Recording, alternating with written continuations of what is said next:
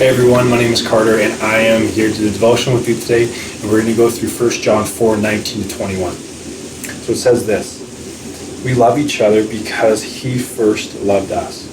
If someone says, I love God, but hates a Christian brother or sister, that person is a liar. For if we don't love people who we can see, how can we love God whom we cannot see? And he has given us this command: those who love God must also love their Christian brothers and sisters.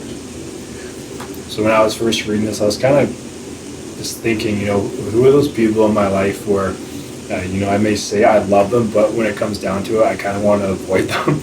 It's like the superstore check, where it's like you start walking down one end of the aisle, and you see someone coming down the opposite end of the aisle, and it makes you want to just turn and walk the way so you can avoid just all conversation with that person.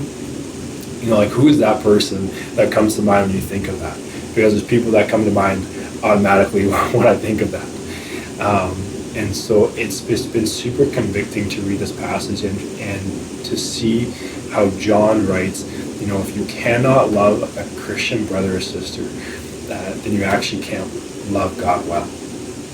It is through loving those who you do see that you actually love the one who you cannot see. Because it's really easy to love someone you cannot see. I find it's a lot easier to love God who I can't see than it's easier to love someone who I have interactions with on a constant basis. Because God doesn't offend me, right? He doesn't make remarks that offend me. He doesn't make or do things that offend me. People do. And so it's a lot more difficult to love people than it is to love God. And so that's been something that's been really challenging for me. It's like, hey, if I say I love God, that means I also need to love people. No matter how much they annoy me, no matter how much they offend me. God calls us to love our Christian brothers and sisters. He calls us to love all people because he first loved us.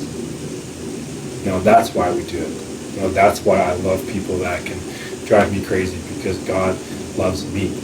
God sent his son for me. That's the ultimate form of love, by sending your son to die for people who don't deserve it. And so when I read this passage, I say, okay, God, who is it you're bringing to mind that I've been avoiding? Who is it you're bringing to mind that I have just been so stubborn and just have not wanted to love because maybe they've just rubbed me the wrong way, or they've said something that they may not have even noticed was hurtful or insensitive, but I've just taken it, and now I've just buried that deep within me. And now God's saying, okay, I need you to understand that. I need you to actually take that out of where you buried it and now deal with it. And what that looks like, maybe for me, it's asking for forgiveness for myself for doing that, and making a conscious effort to actually love the people in my life that I want to avoid.